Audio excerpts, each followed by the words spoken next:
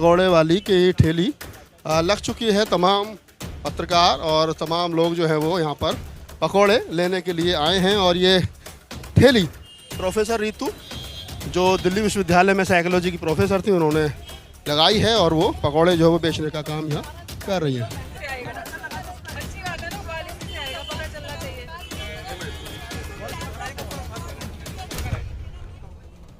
Professor Ritu एक तरीके से यहाँ पर शुरुआत करते हुए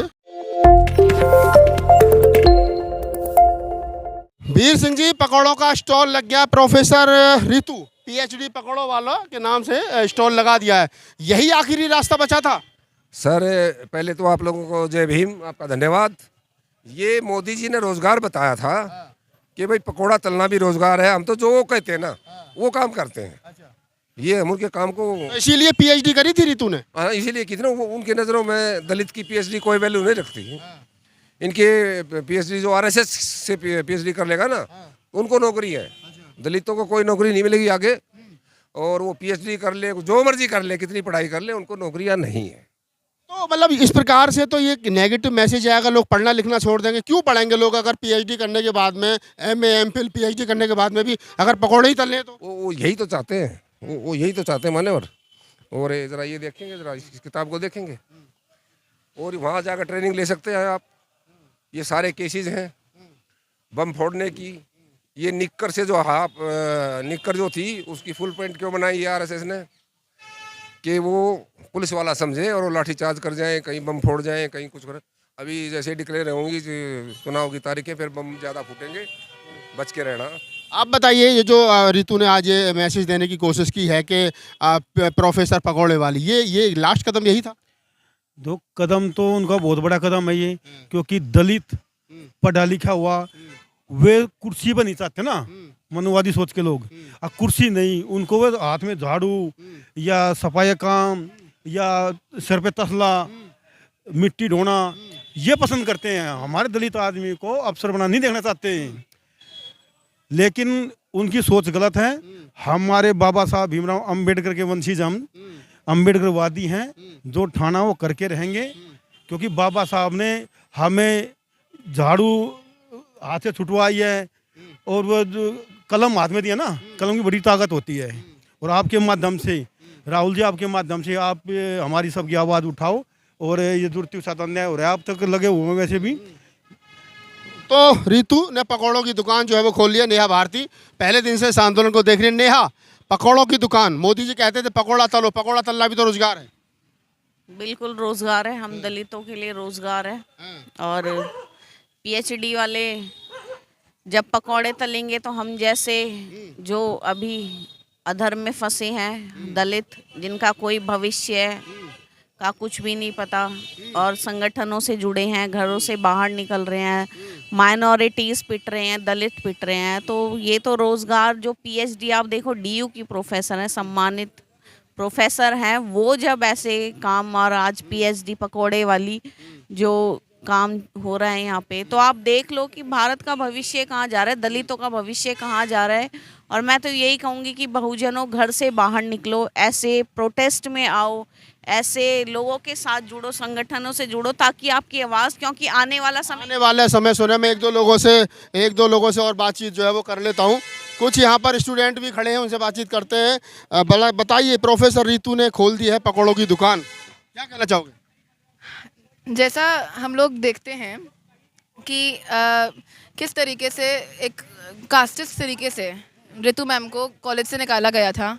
संघ की प्रिंसिपल सविता रॉय को अभी तक अरेस्ट नहीं किया जा रहा है। आज एक 189th डे है और अभी तक इस पर कोई एक्शन नहीं लिया गया है। इतने टाइम से प्रोटेस्ट चल रहा है, ऐसे में इंसान कहाँ जाए रोज़गार के लिए? वो इतने ज़्यादा क्वालिफाइड है, मैम ने पीएचडी कर रखी है, उसके बाद भी उनको न्याय नहीं दिया जा रहा है। उनको नौकरी चाहिए भी नहीं। उनका नारा है कि हमें नौकरी नहीं, न्याय चाहिए।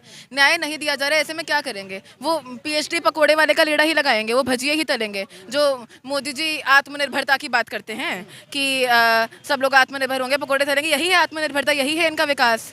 कहाँ जाएगा आदमी?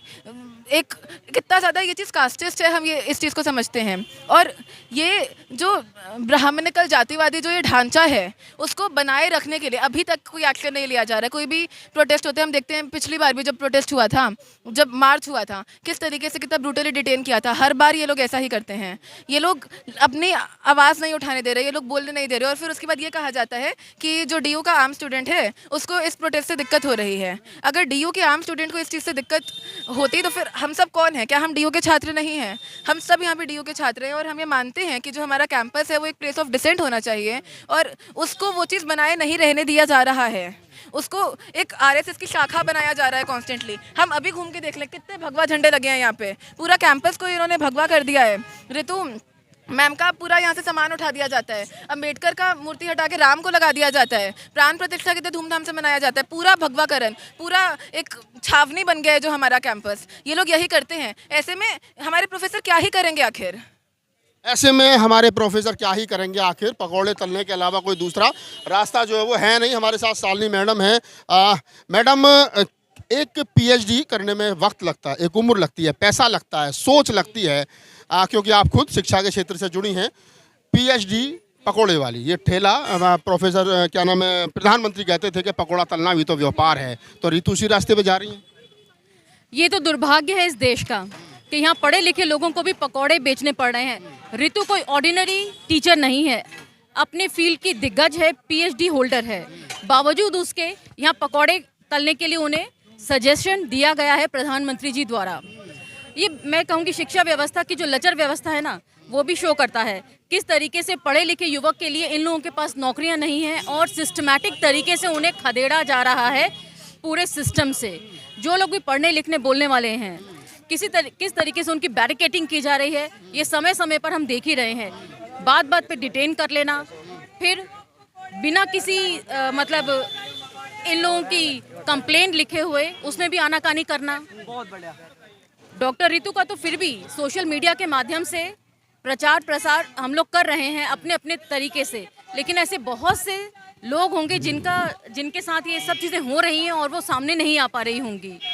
तो आप शालिनी मैडम हैं और जिस प्रकार से उन्होंने इस पूरे आंदोलन के बारे में बताया, ऋतु उधर जो है वो क्या नाम है बता रही हैं कि चाय ले लो, पकौड़े ले लो।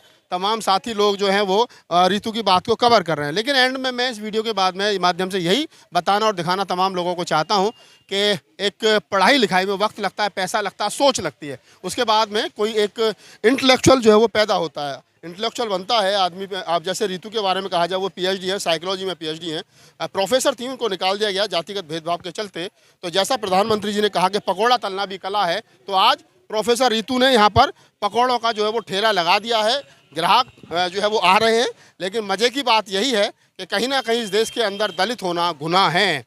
अगर गुनाह नहीं होता तो PhD करने के बाद में ऋतु यहाँ पर पकौड़े नहीं बेच रही होती। धन्यवाद।